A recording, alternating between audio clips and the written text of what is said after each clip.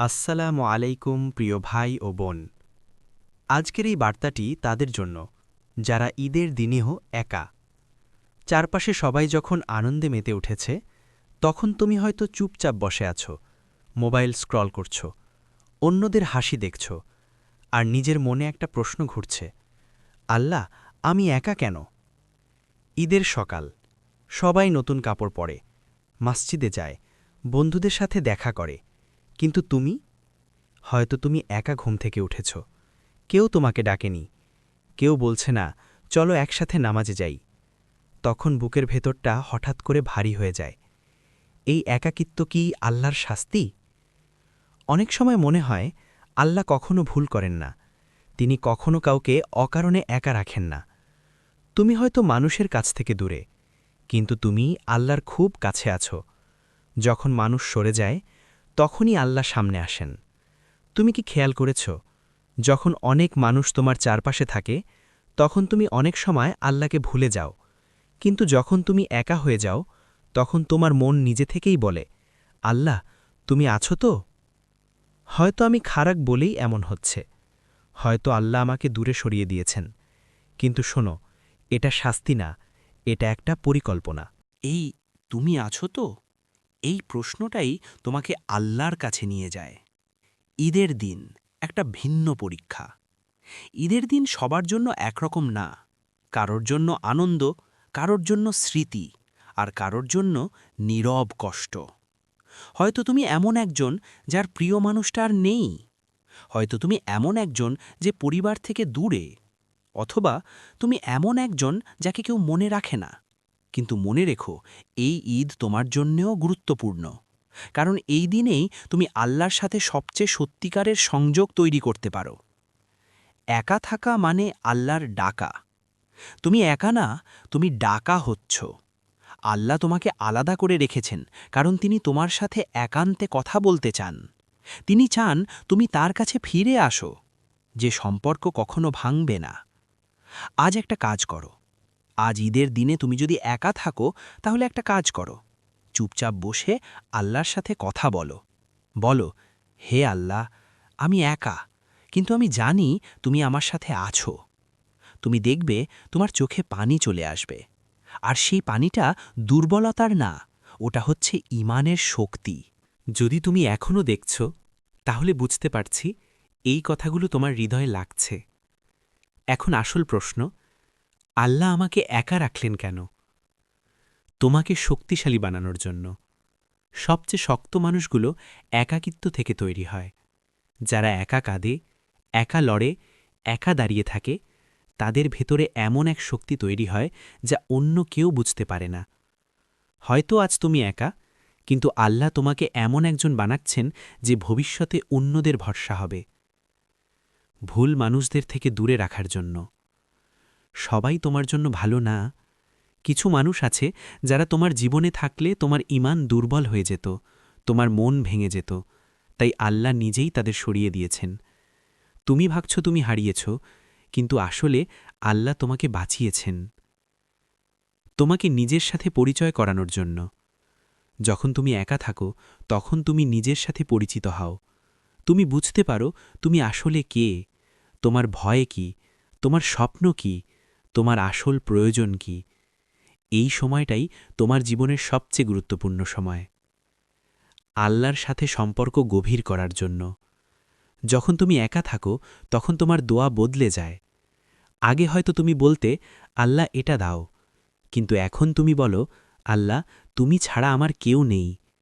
এই কথাটাই সবচেয়ে শক্তিশালী দোয়া, তোমার জন্য ভালো কিছু জমা রাখার জন্য। কখনো কখনো আল্লাহ কিছু কেড়ে নেন, কারণ তিনি আরও ভালো কিছু দিতে চান। আজ তুমি একা, কিন্তু হয়তো আগামীকাল তুমি এমন মানুষ পাবে যারা সত্যিই তোমাকে ভালোবাসবে। একটা বাস্তব সত্য, যারা আজ ঈদের দিনেও একা, তাদের জন্য আল্লাহর কাছে বিশেষ পুরস্কার আছে। কারণ তারা ধৈর্য ধরছে, তারা অভিযোগ না করে সহ্য করছে। আজ নিজেকে বলো, আমি একা না, আল্লাহ আমাকে প্রস্তুত করছেন। তুমি একা নও, তোমার নতুন অধ্যায় শুরু হচ্ছে। আসসালামু আলাইকুম প্রিয় ভাই ও বোন। যদি তুমি এই পর্যন্ত এসে থাকো, তাহলে আমি তোমাকে একটা সুসংবাদ দিতে চাই। এই একাকিত্ব চিরদিন থাকবে না, সব কিছু বদলাবে। আজ তুমি একা, কিন্তু কাল তুমি একা থাকবে এটা নিশ্চিত না। আল্লাহ সব কিছু বদলাতে পারেন এক মুহূর্তেই। তুমি যাদের হারিয়েছ তাদের জায়গায় নতুন মানুষ আসবে। তোমার এই কষ্ট বৃথা না। তোমার প্রতিটা কান্না, প্রতিটা নিঃশ্বাস, প্রতিটা একাকী মুহূর্ত সব কিছু আল্লাহ লিখে রাখছেন। আর একদিন তিনি তোমাকে এমন কিছু দিবেন যা দেখে তুমি বলবে, এই কষ্টটা সার্থক ছিল। ঈদের দিনটাকে নতুনভাবে শুরু করো।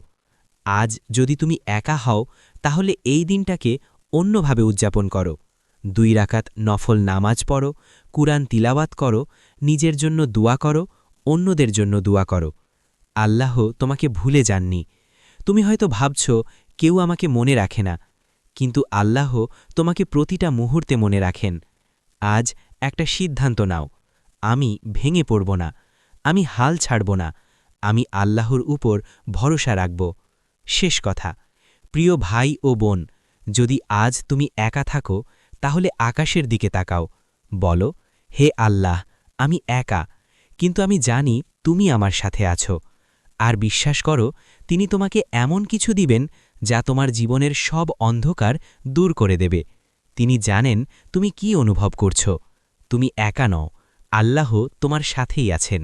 আজ আমরা আলোচনা করব ঈদ উল ফিতরের গভীর রহস্য, আধ্যাত্মিক সৌন্দর্য এবং আল্লাহর অসীম করুণা নিয়ে। রোজার 30 দিনের পর এই পবিত্র দিন আমাদের জন্য আল্লাহর পক্ষ থেকে একটি বিশেষ দান, প্রশান্তি এবং নতুন সূচনা। এই দিনে শুধু মানুষের চোখে আনন্দ নেই, বরং আকাশের ফেরেশতাদের দৃষ্টি এবং আল্লাহর আশীর্বাদ আমাদের চারপাশে নেমে আসে। প্রতিটি মুহূর্তে আল্লাহ আমাদের পরীক্ষা করছেন না কষ্ট দেওয়ার জন্য, বরং আমাদের হৃদয়কে শুদ্ধ করার জন্য। 1. ঈদ, আল্লাহর পক্ষ থেকে নাজিলকৃত দান। রমজান মাসের শেষ দিনে ঈদ আমাদের মনে করায় 30 দিনের রোজা, দোয়া, ইবাদত ও ধৈর্যের পর আল্লাহ যে আনন্দ এবং পুরস্কার রেখেছেন।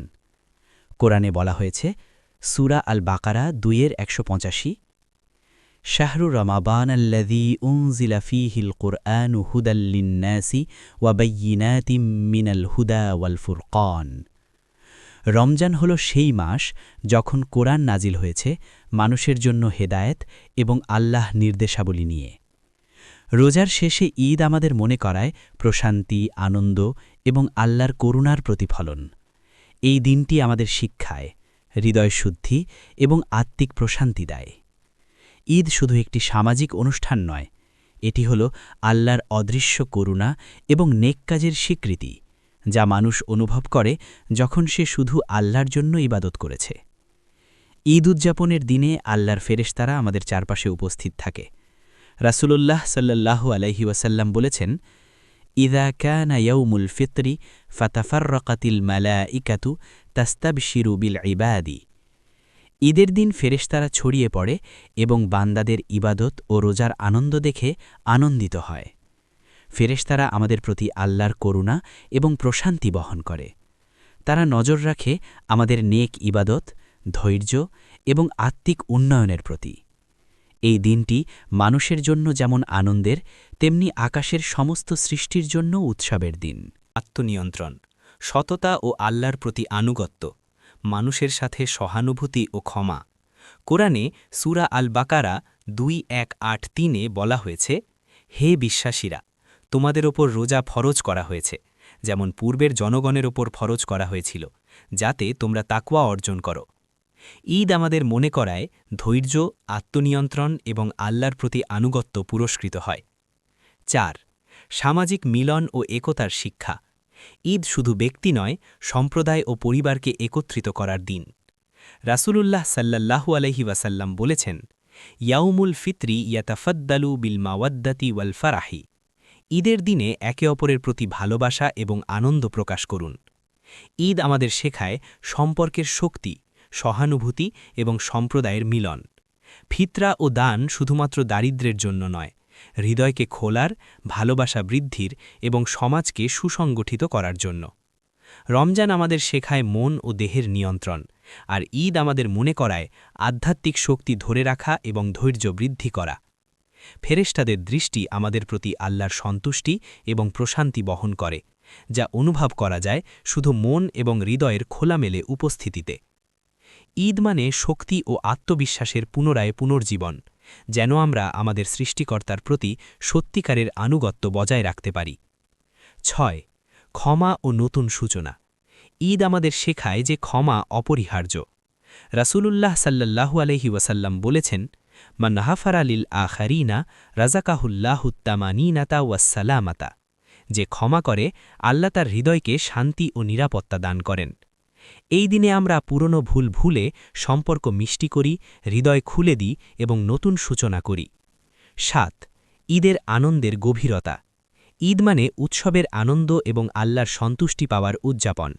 ফেরেশতাদের উপস্থিতি, আল্লাহর আশীর্বাদ এবং সমাজের মিলন মিলিয়ে এই দিনটি হয়ে ওঠে একটি পূর্ণাঙ্গ আধ্যাত্মিক উদযাপন, যা মানুষকে রুহানি শান্তি এবং আনন্দ দেয়। চেয়ে বড় শান্তি। রাসূলুল্লাহ সাল্লাল্লাহু আলাইহি ওয়াসাল্লাম বলেছেন, আস-সাওমু জুন্নাতুন ওয়াল ফিতরু ইয়াউমু শুকরি। রোজা ঢাল, ঈদ হল কৃতজ্ঞতার দিন। এই দিনটি আমাদের মনে করায় আল্লাহর প্রতি আনুগত্যেই সত্যিকারের শান্তি ও পূর্ণতা। ৯. নতুন বছরের মতো নতুন শুরু। রমজান এবং ঈদ আমাদের মনে করায় পুরনো অভ্যাস, ভুল ও সীমাবদ্ধতা থেকে মুক্তি। ঈদ হল একটি নতুন ধাপে পা রাখার দিন, যেখানে আমরা আরও শুদ্ধ, ধৈর্যশীল এবং আল্লাহর প্রতি আনুগত্যে দৃঢ় হতে পারি। ১০. উপসংহার। ঈদ আমাদের জন্য একটি আধ্যাত্মিক শিক্ষা। ৩০ দিনের রোজার পর ঈদ হল আল্লাহর অসীম করুণা এবং পুরস্কারের প্রতিফলন। ঈদ আমাদের শেখায় ক্ষমা, ধৈর্য, আত্মশুদ্ধি এবং সামাজিক একতা। এই দিনে আমরা ফেরেশতাদের দৃষ্টি ও আল্লাহর আশীর্বাদ অনুভব করি, যা আমাদের আত্মাকে প্রশান্তি দেয়। ঈদ শুধু আনন্দের দিন নয়, এটি হল আধ্যাত্মিক বৃদ্ধি, করুণা এবং সমাজের শক্তি প্রদানের একটি মহান দিন। ঈদ মুবারক। আল্লাহ আপনার পরিবারকে সুস্থ, নিরাপদ ও সমৃদ্ধ রাখুন। ফিতরাও দান করুন, ক্ষমা করুন এবং হৃদয় খুলে আল্লাহর করুণা গ্রহণ করুন।